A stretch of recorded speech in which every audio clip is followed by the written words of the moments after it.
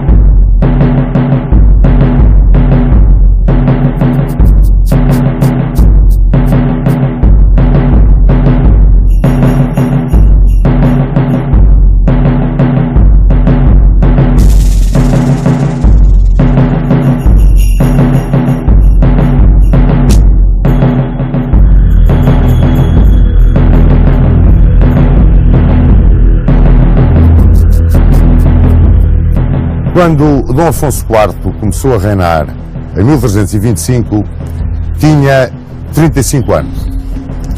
Dos traços de caráter que vimos na introdução a este reinado, quando apresentámos Dom Afonso IV, tudo indicava que ele iria ser um digno sucessor de Dom Dinis e um homem capaz de continuar a obra genial do grande monarca a quem sucedia. Chamou-lhe Alexandre Herculano um homem de juízo. E Dom Afonso IV, que foi depois no seu reinado um homem de juízo, iniciou-o de uma forma extremamente violenta, extremamente injusta, cruel, arrogante e até perigosa para Portugal. Logo em 1325 reuniu cortes em Évora e reuniu-as a pretexto de receber a vassalagem dos grandes senhores e do clero. Mas aquilo que ele queria, no fundo, era que essas mesmas cortes o autorizassem a proceder ao confisco de todos os bens do seu irmão bastardo Afonso Sanches e a desterrar para sempre Afonso Sanches de Portugal. E mesmo perante a recusa das cortes a fazer isso, Afonso IV, a primeira medida que tomou foi precisamente o confisco de bens e o desterro do seu meio-irmão. Este vivia em Castela, sossegadamente, nos seus senhorios de Albuquerque e Medellín e sob a proteção do infante Dom Filipe, e revoltado com o tratamento que lhe era dado pelo rei de Portugal, resolveu vir ajustar as contas. Assim, Portugal foi atacado por Afonso Sanches entre a Beira e o Alentejo e pelos castelhanos de Dom Filipe na linha da Raia do Alentejo. Imediatamente Dom Afonso IV destacou a hoste para Oguela, comandada pelo mestre Davis, Dom Gonçalo Pereira. E esta hoste, encontrando as forças do bastardo, perdeu em Oguela uma batalha. Dom Afonso IV, em retaliação, foi ele próprio a Codiceira, destruiu a povoação de Codiceira do outro lado da fronteira e, contente com o que tinha feito, regressou a Portugal. Por esta altura, fim de junho, julho de 1325, o outro irmão bastardo que ele tinha, João Afonso, foi considerado como cúmplice de Afonso Sanches. Foi preso e foi mandado decapitar. Foi morto em 4 de julho de 1325. Esta morte chocou profundamente a rainha viúva, Dona Isabel, que estava no seu convento de Santa Clara, porque João Afonso era seu mordomo. E a rainha resolveu interferir naquela luta que ela sabia que não era do agrado de ninguém. O povo estava profundamente desagradado com a atitude do rei e veio descer a terreiro, humildemente, e fazer as pazes entre o filho e o bastardo do marido. Conseguiu fazer as pazes entre Dom Afonso IV e Afonso Sanches, numa altura em que os próprios ministros de Dom Afonso IV não estavam a gostar nada da maneira dele atuar. E há até um pormenor curioso. Um deles aconselhou a que não procedesse daquela maneira. Só reunia as cortes para ouvir o que queria e para confirmar o que decidia. Não perguntava nada a ninguém, atuava sozinho. Era de uma violência e de uma arrogância extrema. Porque senão, disse ele, e Dom Afonso IV perguntou, porque senão o quê? Porque senão, não. Dom Afonso IV percebeu perfeitamente aquilo que ele quis dizer. E a partir daí começou a atuar de maneira diferente com os seus colaboradores mais diretos. Começou a ouvi-los, a perguntar a opinião, a modificar a sua linha de conduta. Afonso IV, como se lembram, tinha casado muito novo. Casou em 1309 com Dona Beatriz de Castela, em cujas veias corria o sangue generoso de Sancho IV. E desse casamento tiveram 7 filhos. Uma das meninas foi Dona Maria. E Dona Maria casou com Afonso XI de Castela. Afonso XI de Castela subiu muito novo ao trono castelhano. Ele tinha 14 anos quando subiu ao trono. Tinha vivido muito amparado sempre pela avó, Maria de Molina, e pelos tios, os infantes Dom Pedro e Dom João. Sucede que Maria de Molina morreu, os tios morreram na Reconquista Cristã e ele viu-se sozinho e entregue à tutoria de 3 poderosos senhores de Castela. Dom João Manuel, João o Torto, o senhor da Biscaia, e o infante Dom Filipe. Depois de várias lutas entre estes tutores de Afonso XI, ganhou todas aquelas quesílias e questiúnculas normais na política daquela época. Ganhou Dom João Manuel. E Dom João Manuel tinha um sonho. Ele tinha uma filha, Dona Constança Manuel, e sonhou sentar essa filha no trono de Castela. Mas quando atingiu a maioridade, Afonso XI não o quis mais ao pé dele. E, para se vingar, Dom João Manuel aliou-se com João o Torto para derrubarem o rei. Acontece que Afonso XI tinha um grande ministro, Núñez Osório. Era assim o equivalente do chanceler Julião na corte de Castela. E, a conselho de Núñez Osório, Afonso XI chamou Dom João Manuel, que era sobrinho de Afonso X o Sábio, era Marquês de Vilhena e Duque de Penafiel, um homem poderosíssimo em Espanha, e disse-lhe: eu faço de ti adelantado de Castela e caso com Dona Constança. E realmente, em novembro de 1325, casou com ela. Quanto ao Biscainho, chamou a uma reunião para se fazer as pazes, para o convencer, para lhe dar grandes mercês e durante essa reunião matou-o. O rei Afonso XI era muito destas coisas. É claro, foi para as campanhas da Reconquista e quando voltou em 1327, instável como era, um terrível mulherengo, era valente como as armas, mas era um homem tremendo nas suas ligações sentimentais, resolveu romper o casamento com Dona Constança Manuel, encerrou-a na fortaleza de Toro e mandou emissários a Coimbra para contactarem Dom Afonso IV de Portugal, propondo-se casar com Dona Maria e, como uma dupla aliança, fazer o casamento do infante Dom Pedro de Portugal com Dona Branca de Castela. E o casamento verificou-se. Sucede que Dona Maria de Portugal não engravidava. E ele convenceu-se que Dona Maria era estéril. Ficou furioso, começou a tratar Dona Maria com uma crueldade extrema e arranjou uma amante. Chamava os espanhóis a uma famosa dama castelhana, Dona Leonor de Guzmán, La Bella Hembra, a bela mulher. E Dona Leonor de Guzmán tornou-se, por assim dizer, na amante oficial de Afonso XI. Perante isto, e o tratamento infame que ele dava à pobre da princesa portuguesa, levou a que Dom Afonso IV se sentisse profundamente revoltado. Dom Afonso IV, que era um homem, que era um marido extraordinário, porque ele, como podem calcular os meus amigos, por tudo o que tinha sucedido nesse aspecto no reinado de Dom Dinis, pelo seu relacionamento tremendo com os bastardos de Dom Dinis, ele tinha um horror ao adultério e horror a tudo quanto fossem bastardos. É claro que o casamento de Dom Pedro com Dona Branca também não andou bem. Ele acabou por se divorciar de Dona Branca, alegando que Dona Branca era muito doente e era, enfim, não rolava bem da cabeça. Tinha grandes perturbações mentais. De maneira que perante este cenário, Dom Afonso IV resolveu vingar-se.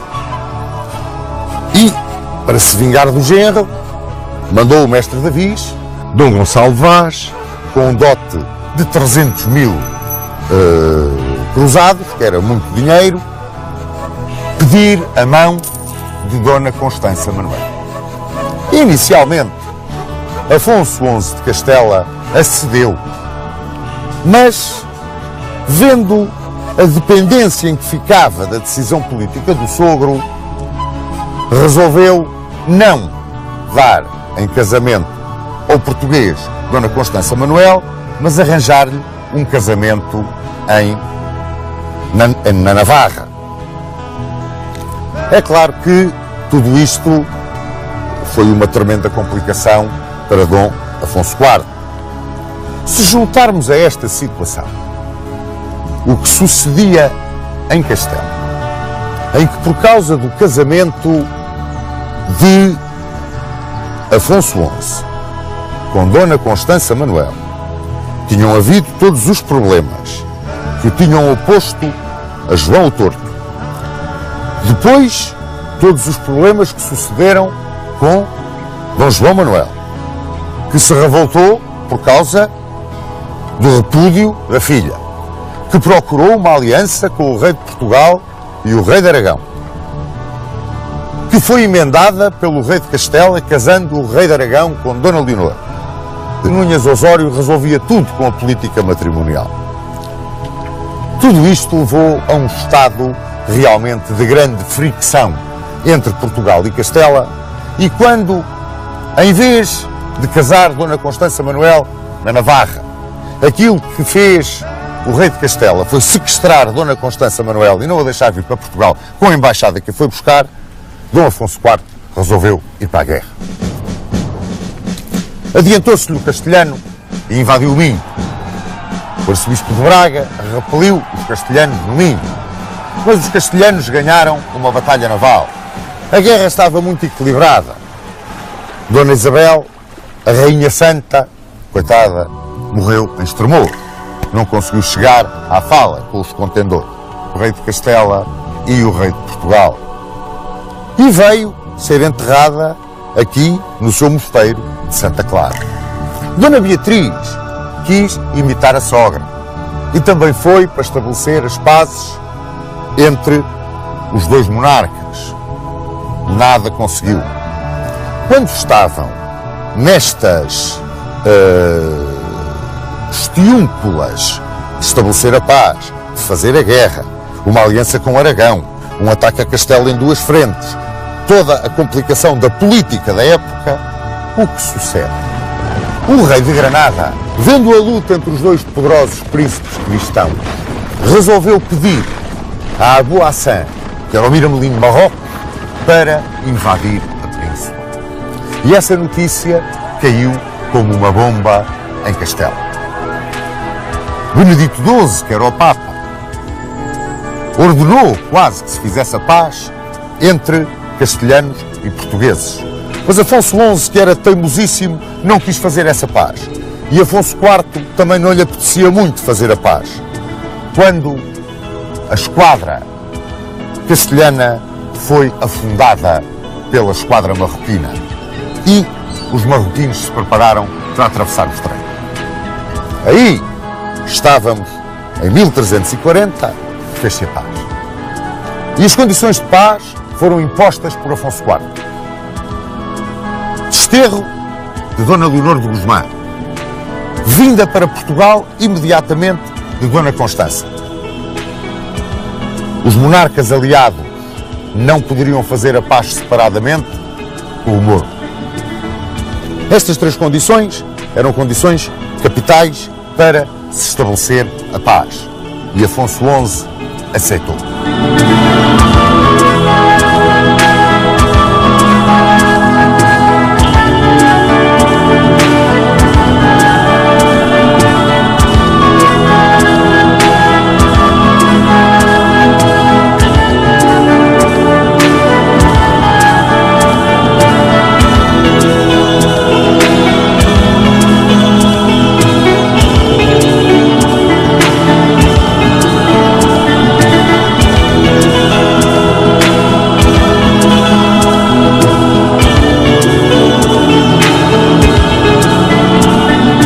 Estávamos em agosto de 1340. Para Portugal vinha Dona Constança Manuel para ser a sua futura rainha.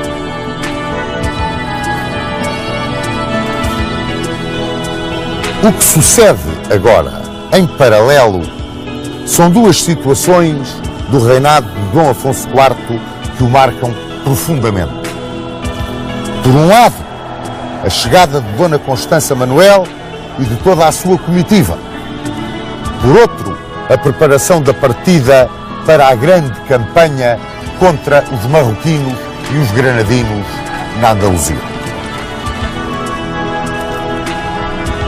Sem tentar confundir estas duas situações que ocorrem de uma forma praticamente simultânea, vamos falar primeiro do que foi a campanha militar. Dom Afonso IV, em setembro de 1340, reuniu a hoste real.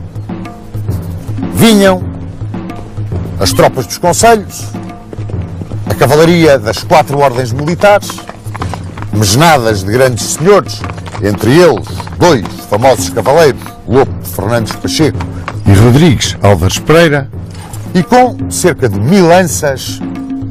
Interessa dizer que uma lança tinha 5 homens. Foi-se juntar em Sevilha com o exército do Genro. Genro esse que muito mal lhe tinha tratado a filha. Tão mal que a pobre infanta de Portugal se foi refugiar em Burgos. Veio para Portugal, mas foi ela que, esquecendo todas as maldades que o marido lhe tinha feito, foi a Évora pedir ao pai, por amor de Deus, que ajudasse o marido naquele aperto, porque Castela ia ser invadida. E Dom Afonso IV, que era um homem extraordinariamente generoso, e também porque, e a história sempre o provou, perante o inimigo comum, as duas grandes potências ibéricas sempre se juntaram. Mais uma vez se juntaram aí perante esse inimigo comum. E nos meados de outubro de 1340, os exércitos cristãos, fortes de 18 mil cavaleiros e 40 mil peões, saíram de Sevilha direitos a Tarifa. A praça de Tarifa estava cercada, na altura, por Abu Hassan, o exército de Marrocos e o exército de Granada. E todos aqueles campos ali, naquela zona perto de Gibraltar, que tinha sido perdida para os marroquinos, estavam a ser saqueados e violados. Um destroço. Há uma grande elevação que domina o vale do Rio Salado e que é chamada La Peña del Ciervo. E foi aí que os reis cristãos chegaram em 29 de outubro de 1340. Perante esse aproximar das forças cristãs, Abu Hassan levantou o cerco de Tarifa e veio ao encontro dos reis cristãos. Quando ele levantou o cerco de Tarifa, houve a possibilidade de infiltrar uma força de cavaleiros e peões em Tarifa para reforçar o dispositivo de defesa de Tarifa e ficar com uma força bastante importante à retaguarda da futura linha de batalha dos marroquinos e dos granadinos. Da Peña del Ciervo para o lado do mar corre o Rio Salado e há dois montes. No monte do lado de terra, do lado direito, ficou o exército do rei de Granada. E no monte do lado esquerdo, em frente de Tarifa e do lado do mar, o exército marroquino de Abu Hassan. Na madrugada de 30 de outubro de 1340, dispuseram-se os exércitos cristãos em frente do exército inimigo. O rei de Portugal, em frente dos granadinos, à esquerda do lado de terra e à direita do lado do mar, Afonso XI de Castelo. E à hora da terça, segundo dizem os cronistas, às 9 horas da manhã, iniciou-se a grande Batalha do Salado. A Batalha do Salado foi uma batalha épica. Uma batalha onde as forças portuguesas se distinguiram sobremaneira. E um dos homens que mais se distinguiu nessa Batalha do Salado foi o mestre do hospital, Álvaro Gonçalves Pereira, que levou a Vera Cruz. A cruz onde morreu Cristo, uma cruz com um bocado de madeira, da cruz onde tinha morrido Cristo, um bocado de madeira encostado, uma relíquia, para o campo de batalha. A carga da ordem do hospital foi extraordinária. Os cavaleiros portugueses bateram-se com uma bravura tremenda, bem como os cavaleiros castelhanos. E no auge da refrega, de dentro de Tarifa, a força que ali se tinha infiltrado com a guarnição de Tarifa saiu à retaguarda dos marroquinos e dos granadinos. A derrota de Abu Hassan e do rei de Granada foi total. Foi uma catástrofe. Uma catástrofe tão grande que se pode dizer que a Batalha do Salado selou definitivamente a sorte da reconquista cristã. Diz a lenda, a tradição, que depois da batalha o espólio era uma coisa magnífica, desde o harém do marroquino a tesouros, armas, bandeiras, prisioneiros. E Dom Afonso IV foi o primeiro, pela colaboração portuguesa e os agradecimentos de Afonso XI, Afonso IV foi o primeiro a escolher desse despojo de guerra o que ele quisesse. E disse que tinha vindo ali pela salvação de Cristo, pela salvação do genro, pela salvação da cruzada na Península. Levava um cativo, umas bandeiras e umas armas e não levava mais nada. E veio-se embora com o infante Dom Pedro, que muito bem se bateu na Batalha do Salado. É curioso que depois da Batalha do Salado, pouco depois da Batalha do Salado, dá-se, e muitas vezes as pessoas não se lembram disso quando estudam este reinado. Dá-se a nossa primeira aventura, digamos, a nossa primeira aventura marítima. A nossa esquadra tinha sido destroçada numa tempestade. Mas em 1341, o almirante Pesanho encarregou um navegador de Itália, um Angiolino de Teggia, para se fazer ao mar, direito às Ilhas Encantadas, que eram já do conhecimento em Portugal, as Canárias. Mas voltemos a agosto de 1340. Já vimos um dos factos, vamos ver o outro marcante do reinado. Em agosto de 1340, chega a Portugal Dona Constança Manuel. E, na sua comitiva, vem uma mulher de uma beleza rara. Chamavam-lhe o Colo de Garça. Era Inês Pires de Castro. Inês de Castro, como nós a conhecemos. Era de estupendas famílias. Era filha bastarda de um grande senhor. Era um dos homens do governo de Afonso XI de Castela, Pedro Fernandes de Castro, e de uma dama portuguesa, Dona Aldonça Lourenço, filha do senhor de Valadares, que tinha sido um grande amigo de Dom Dinis.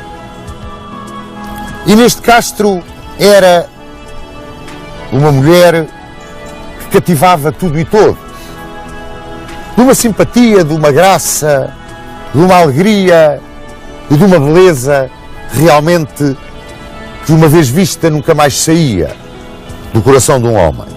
E é claro, não saiu do coração de Dom Pedro. Dom Pedro, que se apaixonou por Inês de Castro, não escondia essa paixão. Quando Dona Constança Manuel, futura rainha de Portugal,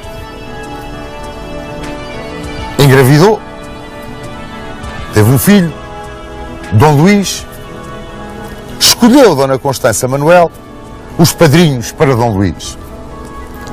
E porque ela era muito amiga de Inês de Castro, levou-a para madrinha e para padrinho Diogo Lopes Pacheco. Dizia-se que tinha levado Inês de Castro para madrinha para, através dos laços de comadrio que ligariam Inês de Castro a Dom Pedro, o escrúpulo religioso desatasse os laços de mancebia que já se viam a atar por todos os lados.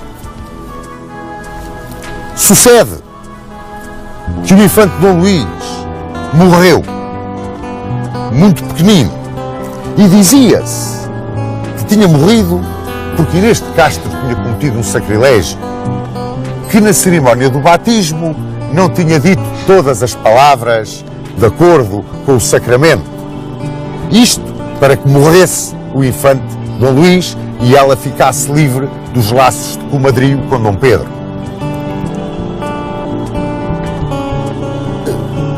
Muito pouco tempo depois disto ter sucedido, Dom Afonso IV, sabedor de que havia ali uma ligação estranha, e odiando tudo quanto era adultério e filhos bastardos, e pelos motivos que já vos disse, mandou Inês de Castro sair da corte. E Inês de Castro foi-se albergar em Albuquerque, mas continuou a sua correspondência com Dom Pedro.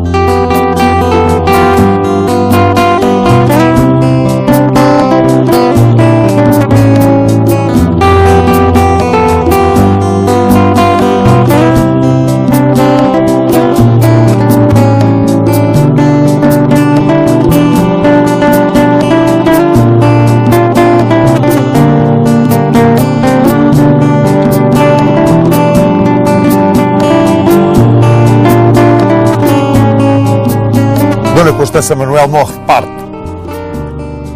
Nasce Dom Fernando, que viria a reinar em Portugal.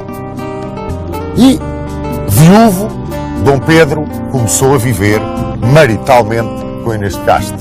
E escolheu para viver com ela aqui, este Paço de Santa Clara, mesmo junto à Quinta das Lágrimas, aqui em Coimbra. E aqui viveram os seus amores em grande desvaio, conforme dizia Fernão Lopes. Tiveram filhos. Primeiro, Dom Afonso morreu muito pequenino. Dom João, Dom Dinis e Dona Beatriz. Filhos, bastardos. Dom Afonso IV ficou logo em alerta. Mas, como se não chegasse filhos bastardos, constou a Dom Afonso IV que Dom Pedro e Dona Inês se tinham casado secretamente em Bragança com o Bispo da Guarda, Dom Gil, presidindo a cerimónia, o que piorava ainda mais a situação. Mas, como se isso não chegasse, os irmãos de Inês de Castro, vulgarmente conhecidos os Castros, tinham conseguido uma ascendência tão grande junto de Dom Pedro que o dominavam de uma forma que começava a causar brado na corte. Um era Álvaro Pires de Castro, bastardo de Pedro Fernandes de Castro como Inês de Castro, e o outro, Fernando de Castro, que era filho legítimo. Não interessava se um era bastardo ou não era, e o outro era legítimo ou não era. Eles eram dois homens extraordinariamente poderosos na corte, extraordinariamente poderosos junto de Dom Pedro. Em 1350 morre Afonso XI de Castela, morreu de peste. Uma peste que em 1348, 1349 teve um efeito verdadeiramente devastador em Portugal e que levou Dom Afonso IV a tomar uma medida extraordinária. É engraçado como um apontamento. Não sei se sabem, durante a peste negra, que matou 25 milhões de pessoas na Europa, em Portugal, a Igreja condenava à excomunhão todos aqueles que não apresentassem o seu testamento para a aprovação pela Igreja e cobrava imposto sobre esse testamento. Quer dizer, com a desgraça da peste negra, a Igreja encheu os cofres. E Dom Afonso IV não teve pelos ajustes e legislou no sentido de impedir que esse imposto da Igreja fosse lançado dessa maneira. Ele foi um homem que legislou sobre os impostos, sobre os penhores, sobre a moeda falsa. Foi um homem com uma atividade legisladora extraordinária e com um sentido de Estado extraordinário. Sentido de Estado extraordinário. Era por este sentido de Estado que os seus conselheiros, sobretudo Diogo Lopes Pacheco, Álvaro Gonçalves, que era o Meirinho Mor, e Pedro Coelho, o aconselhavam a ter muito cuidado com o que se estava a passar da ligação de Inês de Castro com Dom Pedro. Porque, com a guerra em Castela entre Pedro Cruel, filho de Afonso XI de Castela e de Dona Maria de Portugal, e Henrique de Trastâmara, o bastardo, filho de Afonso XI e de Dona Leonor de Guzmã, essa guerra que se estava a travar em Castela e que trazia Castela a ferro e fogo, podia ter reflexos em Portugal. Por um lado, numa imitação, um dia mais tarde, o legítimo com os filhos ou do segundo casamento ou bastardos. Diziam eles que bastardos porque Dom Pedro negava e tornava a negar que estivesse casado com Inês de Castro. Dom Pedro negou, e negou ao arcebispo de Braga, e negou a Diogo Lopes Pacheco, que o foram alertar que ao rei aquilo não estava a agradar nada. Mas, pressionado pelos Castros, Dom Pedro cometeu aquilo que nós podemos dizer que foi a gota d'água, que extravasou o copo. Em 1354, apresentou a sua candidatura ao trono castelhano. É claro que isto realmente era um desafio lançado a Pedro Cruel. E Pedro Cruel não era homem para aceitar grandes desafios. Não se ficava. Isto punha em perigo o reino e, além disso, a porta sempre aberta para uma guerra civil em Portugal, no género da que estava a acontecer em Castela. A negação de Dom Pedro, as negativas dele quanto ao seu casamento, as pressões constantes na corte e dos conselheiros, levaram Afonso IV a pensar ver-se livre de Inês de Castro. E foram fazê-lo realmente da pior maneira possível. Aquilo que era uma razão de Estado podia ser resolvido de outra maneira, acabou por ser resolvido de uma maneira radical, custou muitas lágrimas e muito sangue. Entrava janeiro de 1355 e Inês de Castro estava aqui com os seus filhos. Dom Pedro saía para uma caçada e no dia 7 de janeiro de 1355 foram avisar Dom Afonso IV a Montemoro Velho de que Inês de Castro estava sozinha em Coimbra. E ele saiu de Montemoro Velho com o Coelho, o Gonçalves, o Pacheco e o Carrasco. Agora, a partir daqui, meus amigos, as lendas são várias, as histórias são umas mais sentimentais, outras mais académicas, mas parece que a verdade dos factos, foi simples. Afonso IV chegou aqui, viu Inês de Castro com os netos dele, teve um aperto no coração e terá dito aos seus conselheiros que fizessem o que quisessem. Ele estava disposto a perdoar tudo, a dar outra saída àquele problema, a não matar Inês de Castro. Parece que, inclusivamente, Diogo Lopes Pacheco faria coro com ele, mas os outros dois, Álvaro Gonçalves e Pedro Coelho, eram radicais no fim, no cortar o mal pela raiz. E ele, quando lhes disse que fizessem o que quisessem, foi-se embora. E eles fizeram o que quiseram. E Inês de Castro foi degolada aqui, neste paço de Santa Clara, em Coimbra, na quinta, perto da Quinta das Lágrimas, estão juntos, praticamente o mesmo terreno. Foi aqui degolada no dia 7 de janeiro de 1355, de uma forma dramática, que passou à lenda e que ensombrou o reinado de Dom Afonso IV.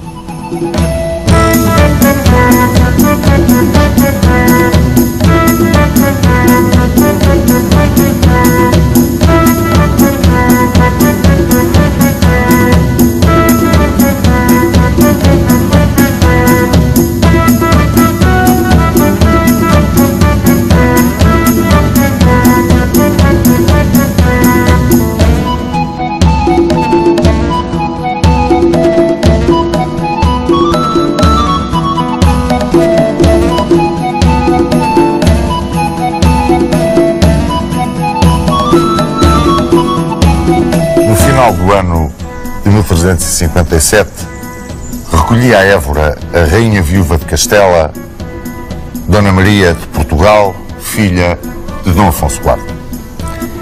Dizia-se que, ainda em vida do marido, Afonso XI, de Castela, Dona Maria tinha tido uma ligação amorosa com Martim Afonso Teles de Menezes, que era seu camarista, e que essa ligação, depois da morte de Afonso XI, tinha continuado, tinha aumentado com grande escândalo, o que tinha levado Pedro Cruel, filho da adúltera, a arranjar a morte de Martim Afonso Teles Menezes numa emboscada.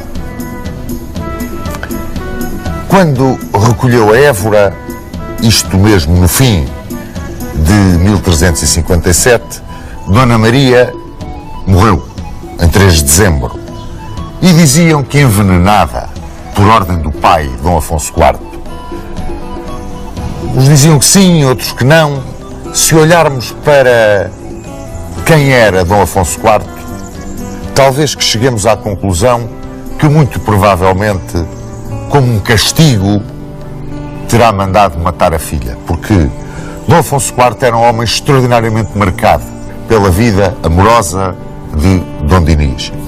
E, portanto, na sua vida nunca permitiu nem adultérios, nem ligações estranhas, nem bastardias.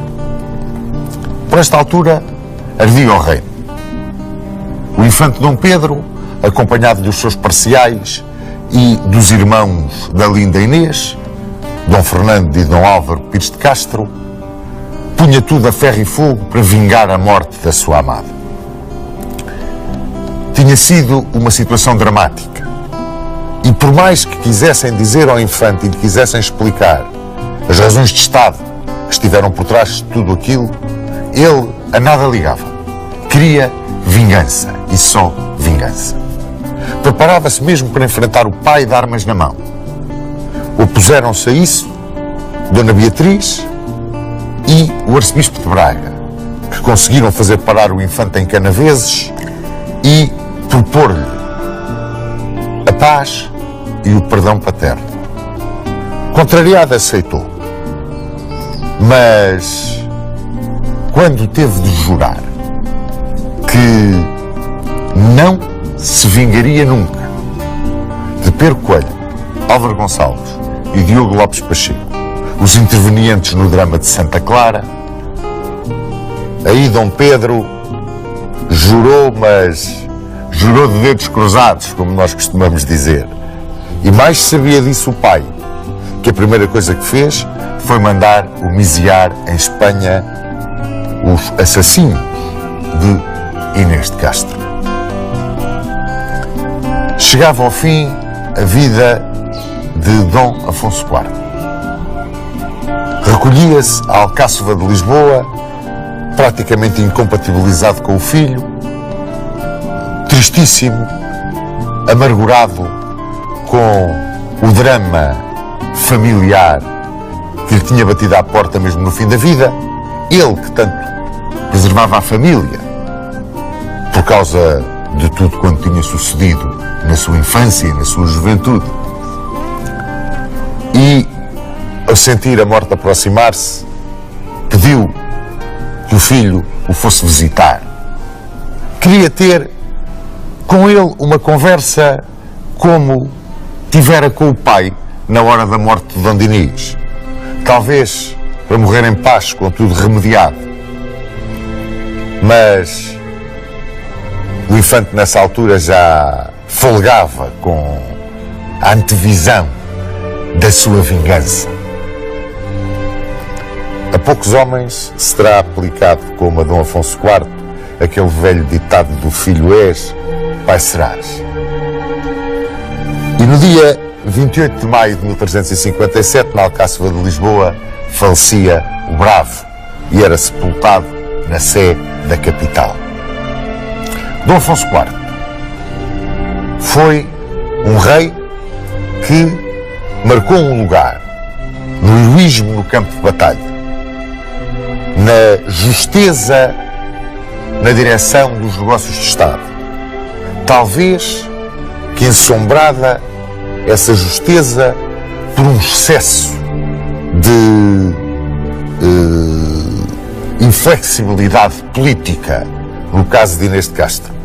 Mas foi um ótimo administrador. Não nos podemos esquecer da maneira como enfrentou a peste negra, das leis de trabalho que criou durante esse período e que no seu reinado foi a primeira vez que os portugueses se fizeram ao mar desconhecido, a chegada às Canárias. O vencedor do Salado, Dom Afonso IV, passará à história mais do que nada por esse momento extraordinário na vida da Reconquista cristã, a vitória decisiva da Reconquista.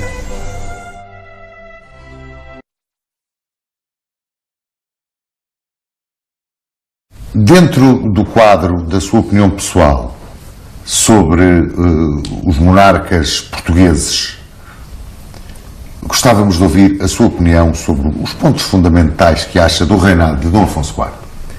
Como disse, o caso mais discutido e onde ele é mais maltratado foi por causa da execução de Inês de Castro. E, no entanto, sobretudo quem lê a história da época, e mesmo quem vê um excelente filme chamado Inês de Portugal, percebe-se que realmente era indispensável para a segurança do país, porque os irmãos de Inês de Castro estavam a conspirar politicamente em Espanha para a substituição do rei, e se ela tivesse subido ao trono, tinha uma influência muito grande sobre o futuro rei e poderia envolver Portugal na guerra civil que se desencadeou em Espanha. E por nesse aspecto foi justificado. Só que, claro, foi um lado extraordinariamente duro, foi uma grande violência e ainda hoje o sentimento popular português considera com horror isso que aconteceu. Mas politicamente parece que não havia muitas outras hipóteses de resolver o problema.